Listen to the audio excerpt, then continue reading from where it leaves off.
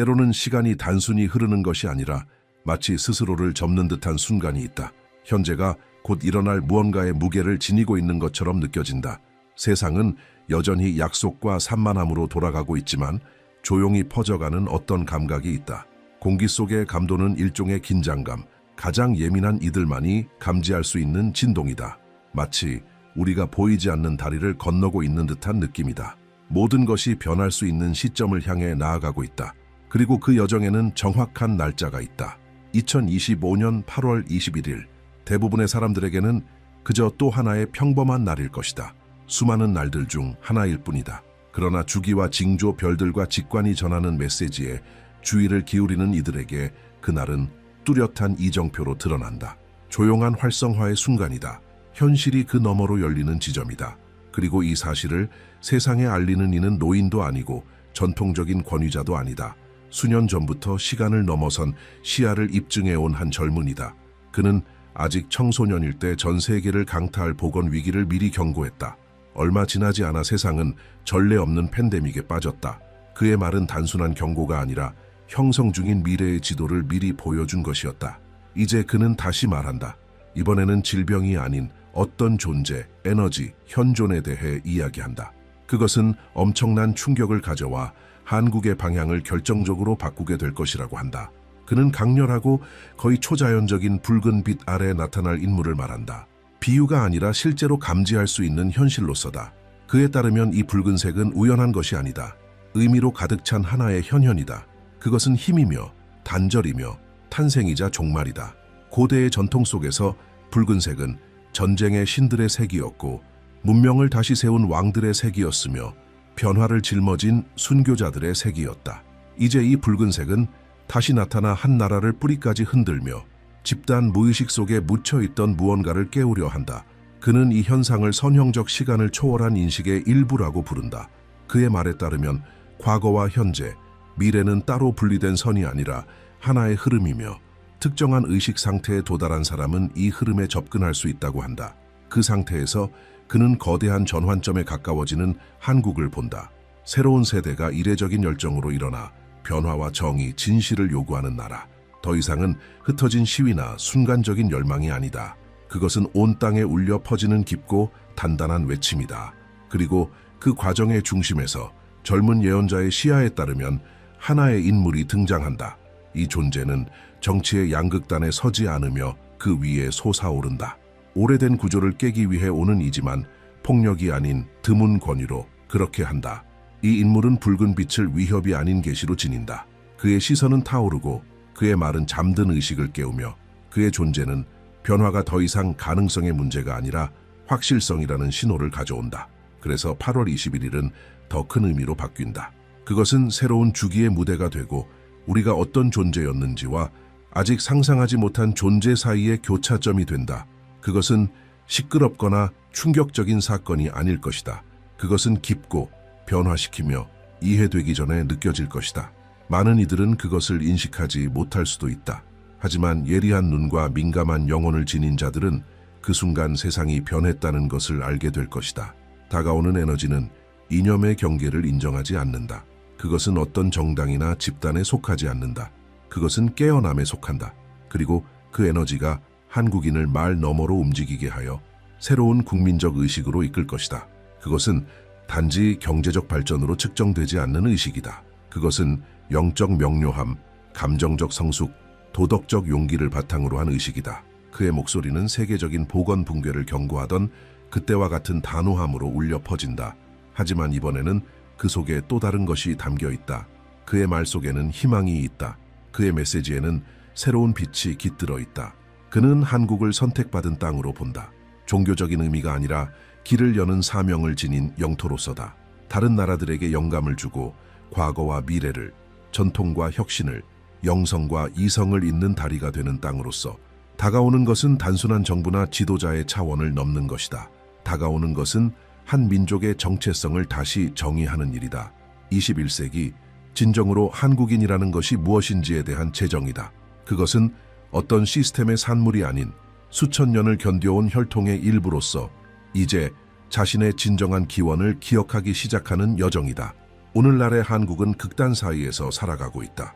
한편으로는 기술적 강국의 면모를 보이며 전 세계에 영향을 미치는 문화와 혁신의 불빛으로 가득한 도시들을 자랑한다. 그러나 다른 한편에는 조용한 긴장감, 사회적 피로, 그리고 세계와 연결되어 있으면서도 자기 자신과는 단절된 듯한 청년들이 존재한다. 당신도 그것을 느끼는가? 아래에 예 또는 아니오라고 남겨보라. 정치적 양극화는 더욱 심화되고 있고 사회적 불평등은 개발이라는 빛 아래 감춰져 있던 오래된 상처들을 드러내고 있다. 국제 무대에서 놀라운 성과들을 이루었음에도 불구하고 공기 중에는 설명할 수 없는 불안이 감돌고 있다. 모든 빛나는 표면 아래에서 무언가가 해방되기를 갈망하고 있는 듯하다. 바로 이와 같은 배경 속에서 젊은 예언자의 말이 실체를 얻는다. 그의 예언은 무너져가는 나라를 말하는 것이 아니다. 그것은 변화의 문턱에 선 나라다. 깨어나려는 한국, 그것도 힘이 아닌 의식으로 깨어나려는. 그가 붉은 빛에 쌓인 존재의 등장을 언급할 때 그것은 갑작스러운 기적이 아닌 반영이다. 조용히 국민의 내면에서 형성되어 적절한 순간에 형상으로, 목소리로, 상징으로 드러나는 것이다. 그날이 다가오기 전 몇 달 동안 작은 신호들이 축적된다. 대학에서는 학생들이 단기적 이익을 넘어서 미래의 가치를 위해 모인다. 단순히 경쟁적인 시스템 안에서 살아남는 것이 아니라 그 시스템의 뿌리부터 재구성하고자 한다. 소셜미디어에서는 존중, 균형, 인간다움을 요구하는 목소리들이 사방에서 등장한다. 국제적 위기와 경제적 불안 속에서도 한국인들은 점점 더 내면을 들여다보기 시작한다. 바로 이 맥락 속에서 예언은 전환점을 가리킨다. 그는 2025년 8월에 목성, 토성, 금성 사이에 드물게 일어나는 정렬이 있을 것이라 말한다. 점성학적으로 이러한 천체 정렬은 거대한 구조적 변화를 암시한다. 단순한 정치적 변동이 아니다. 그것은 현실의 조직 구조 자체가 새로운 무언가를 준비하는 것처럼 깊은 재편이다. 고대 인도인들은 이러한 정렬을 신들이 준비된 자에게 비밀을 속삭이는 순간으로 여겼다. 그리고 젊은 예언자의 시각에 따르면 그 속삭임 중 하나가 한국 땅에서 울려 퍼질 것이다. 붉은 빛에 쌓인 존재, 경외와 동시에 불안 속에 묘사되는 이 인물은 전통적 의미의 구원자가 아니다. 그는 촉매다. 오랫동안 외면되어 온 진실을 비추는 거울이다. 그는 대중을 위한 약속이나 꾸며진 연설로 다가오지 않는다. 그저 나타난다. 그리고 그의 존재만으로 모든 것이 움직이기 시작한다. 정치적 무관심 속에서도 그는 목적의식을 되살린다. 이념적 분열 속에서도 그는 통합을 제안한다. 두려움 속에서도 그는 용기를 밝힌다. 하지만 그 길은 평탄하지 않을 것이다. 오래된 구조들은 위협을 느끼는 순간 저항하려 들 것이다. 혼란이 생기고 충돌이 일어나며 심지어는 정당성을 훼손하려는 시도도 있을 수 있다. 그러나 사람들은 무언가 다른 것을 느끼게 된다. 단순한 카리스마가 아니다. 그것은 연결이다. 그의 걸음걸이에서, 눈빛의 강렬함에서, 단지 현생의 기억이 아닌 수천 년을 이어온 민족의 기억을 깨우는 무언가에서 비롯된 감각이다. 오랫동안 한국은 지정학적 전장의 중심으로 여겨져 왔다. 강대국들 사이의 땅 3개를 잇는 다리. 그러나 예언에 따르면 이제 그가 더 이상 수단이 아닌 중심이 되는 때가 다가오고 있다. 주변에 휘둘리는 존재가 아니라 자신의 운명을 창조하는 주체로 변화하게 될 것이다. 하지만 이 전환은 용기를 요구한다. 무기의 용기가 아니라 자기 자신을 진실하게 마주하는 용기다. 전쟁과 재건, 희생의 시간을 살아온 기성세대는 그 인물 안에서 옛 왕들과 성인들의 정신을 떠올릴 것이다. 종종 냉소적이고 좌절감을 안고 살아가는 젊은 세대는 숭배를 요구하지 않는 희망을 발견할 것이다. 과거에 대한 존중과 미래를 향한 추진력이 공존하는 이 드문 조합은 완전히 새로운 기반이 될 것이다. 그는 침묵이 자리한 곳에서 불꽃을 보게 될 것이라고 말했다. 그는 한국 하늘 위에 붉은 섬광이 일어날 것이며 그 신호는 자연적인 것이 아니라 영적인 것이라고 예언했다. 인도의 젊은 예언자는 2025년이 국가들의 정화 주기의 시작이 될 것이며 그 가운데 한국이 가장 먼저 영향을 받을 나라 중 하나가 될 것이라고 밝혔다. 그는 이 나라가 눈부신 성취에 대한 자부심과 감춰진 고통 사이에 나뉘어 있다고 보았다. 그는 민족의 영혼이 지쳐 있으며 발전이라는 외피 아래에 사람들이 조용한 불안을 안고 살아간다고 말했다. 무언가가 본질로 돌아가자고 속삭이는 듯한 느낌. 그는 한국이 그 영적 뿌리에서 멀어졌으며 하늘은 더 이상 그 단절을 허락하지 않을 것이라고 했다. 그의 예언에 따르면 2025년 8월부터 새로운 인물이 등장할 것이라고 한다. 그는 이 인물을 이름 없는 동방의 아들, 그러나 그의 눈동자의 시간에 숨결이 깃든 자라고 묘사했다. 이 리더십은 현재의 체계 안에서 나오지 않을 것이며 사회의 가장자리에 숨겨진 씨앗처럼 어둠 속에서 빛을 향해 밀려 올라올 것이라고 했다. 그는 이 새로운 지도자가 3번 거절당한 뒤에야 받아들여질 것이라 말했다. 그리고 그것은 정치에 의해서가 아니라 민중의 영혼에 의해 받아들여질 때 한국은 새로운 시대로 들어서게 될 것이다. 그는 이 인물의 등장이 하늘에 붉은 빛이 나타나는 일로 예고될 것이라 하였다. 그 빛은 여러 도시에서 관측될 것이며 같은 주간에 많은 사람들이 유사한 꿈을 꾸게 될 것이라고 했다. 그 꿈 속에는 사다리 불 고대의 북소리가 등장할 것이며 이는 우연한 환상이 아닌 국가의 에너지가 재정렬되고 있다는 신호라고 말했다. 그는 세상이 생각하는 것과 달리 한국은 전쟁의 운명을 지닌 나라가 아니라 영적 리더십을 향한 운명을 가진 나라라고 하였다. 8월에서 11월 사이 나라의 정치 중심부에서 예상치 못한 붕괴가 일어날 것이라고 그는 말했다. 그것은 사임이 아니라 도덕적 붕괴일 것이라고. 거짓의 벽은 스스로 무너지고 오랜 세월 가려져 있던 진실이 처음으로 민중 앞에 드러나게 될 것이라고 했다. 그는 남쪽은 모든 것을 잃은 듯한 감정을 느낄 것이나 바로 그 감정이 새로운 기초를 세우기 위해 필요할 것이라고 말했다. 새로운 지도자는 궁전에서 나타나지 않을 것이며 산에서 드러날 것이라고 그는 예언했다. 선택받은 자는 이미 고통을 겪었고 외면받은 이이지만 그 안에 옛 왕들의 진동을 간직한 사람이라고 했다. 그의 피는 진짜 왕족의 피가 아니라 상징적인 피, 조상의 영혼을 지닌 피라고 말했다. 그의 존재는 한국인으로 하여금 자신이 누구인지 기억하게 만들 것이라고. 그는 금도 군대도 없이 단 하나의 것, 순수함으로 온다고 했다. 2025년 말부터 2026년 초까지 한국은 큰 격동의 시기를 맞이하게 될 것이라고 그는 말했다. 차가운 바람이 연약한 마음에 희망을 스쳐 지나갈 것이며 이 시기를 통과하기 위해선 믿음이 필요하다고 했다. 그러나 이 어둠의 시간은 끝이 아니라 새로운 시대의 자궁이라고 그는 선언했다. 한국은 그림자를 알게 될 것이며 그 후에야 자신의 빛을 발견하게 될 것이다라고 말했다. 그의 더욱 구체적인 비전에 따르면 세 도시가 상징적인 사건으로 표시될 것이라고 한다. 서울, 광주, 그리고 부산. 그는 이 중 한 도시에서는 하늘의 신호 이후 사람들이 자발적으로 모이게 될 것이라 하였다. 또 다른 도시에선 땅 속에 묻혀있던 무언가가 발견되어 오랫동안 감춰졌던 과거의 진실에 눈을 뜨게 될 것이라고 했다. 그리고 세 번째 도시는 갑작스러운 침묵을 겪게 되며 그것이 집단적 변혁의 물결을 앞두게 된다고 예언했다. 이 세 가지 현상은 각성의 삼위일체라 불리는 순환의 일부이며 이 과정 이후에는 새로운 지도자의 목소리가 마이크 없이도 들릴 것이라고 말했다. 그는 기성세대가 처음에는 주저할 것이라고 예언했다. 새로운 시대를 쉽게 이해하지 못할 것이라고. 그러나 젊은 세대가 이 움직임을 단단히 이끌게 될 것이라고 했다. 그들은 체제에도 맹목적인 전통에도 굴복하지 않을 것이다. 그들은 내면에서 울리는 부름에 따를 것이다. 그는 한국의 청년들이 시대와 시대를 잇는 다리가 될 것이며 진정한 보냄받은 자를 가장 먼저 알아볼 것이라고 말했다. 그리고 나서 그는 그의 말을 따르는 이들 모두를 깊은 침묵에 빠뜨린 문장을 남겼다. 붉은 불꽃이 땅을 스칠 때 모든 것은 이전과 같지 않게 된다. 그는 이 불꽃이 무엇인지 명확히 밝히지 않았다. 그것이 물리적인 현상인지 영적인 사건인지 정치적인 변혁인지 설명하지 않았다. 그러나 그는 단언했다. 그것이 일어날 때 모두가 알게 될 것이며 마음이 맑은 자는 평화를 느낄 것이고 거짓 속에 사는 자는 두려움을 느낄 것이라고. 또한 그는 붉은 존재가 등장한 이후 한국이 재편성의 시기를 맞이할 것이라고 말했다. 기업들이 무너지고 체제들이 실패할 것이라고 했다. 그러나 그 빈 공간 속에서 새로운 해결책들이 나타날 것이며 마치 민중이 영혼으로부터 직접 해답을 만들어내는 것처럼 될 것이라고 했다. 그것은 붕괴가 아니다.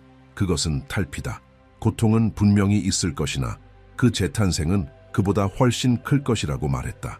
마지막으로 그는 아직 오지 않은 시기 2027년에 대해 말했다. 그때쯤이면 한국은 더 이상 기술 강국으로만 알려지지 않을 것이며 진실의 땅으로 불릴 것이라고 했다. 먼 곳에서 많은 이들이 한국을 찾아오게 될 것이며 그것은 기계 때문이 아닌 지혜 때문일 것이라고 했다. 고대의 사찰들은 다시 존중받게 될 것이고 새로운 형태의 교육이 탄생할 것이라고 했다. 그것은 영적 교육이며 자아인식과 지구와의 재연결을 중심으로 한 교육일 것이다. 아비갸 아난드는 가장 큰 긴장감의 순간이 붉은 빛이 마침내 한국의 땅을 스칠 때 도래할 것이라고 밝혔다. 그는 그 순간을 시간의 구조가 찢어지는 장면으로 보았다. 겉모습 너머를 볼 수밖에 없는 순간, 그는 징조들이 하늘에서만 오는 것이 아니라 민족의 심장에서부터 올라올 것이라고 했다.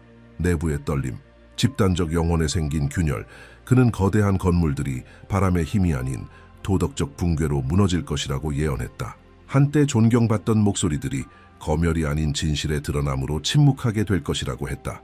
그리고 옛 질서의 기둥들이 무너지는 그 순간 수평선 너머에서 새로운 소리가 들려올 것이라고 말했다. 깨어나는 민중의 노래. 그는 깊은 침묵 속에 무릎을 꿇은 군중들을 보았다고 했다. 두려움이 아닌 경외심에서 비롯된 무릎 꿇음. 그리고 그 순간 새로운 지도자가 그들 사이에서 등장할 것이라고 했다. 그의 존재는 긴 밤 끝의 여명과 같을 것이라 말했다. 그는 이 사람이 연설하지 않을 것이라고 했다. 그는 호소가 아닌 소환을 할 것이라고. 그의 말은 구호가 아닌 집단 무의식 속 깊은 곳에서 울리는 종소리와 같을 것이라고 했다. 그는 나무들조차 고개를 숙이게 만드는 존재로 인식될 것이라고 예언했다. 그는 정치인이 아니다. 하나의 이정표다. 그는 영웅이 아니다. 전환점이다. 라고 그는 선언했다. 같은 시기에 한국은 가치관의 급격한 분열을 겪게 될 것이라고 그는 말했다.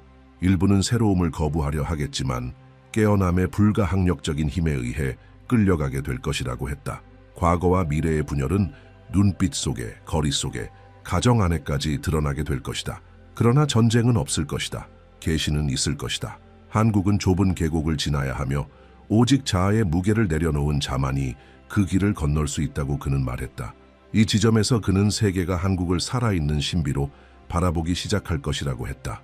외신은 설명하려 할 것이고 강대국들은 영향을 주려 하겠지만 이 모든 것은 이성의 틀을 넘어서게 될 것이다.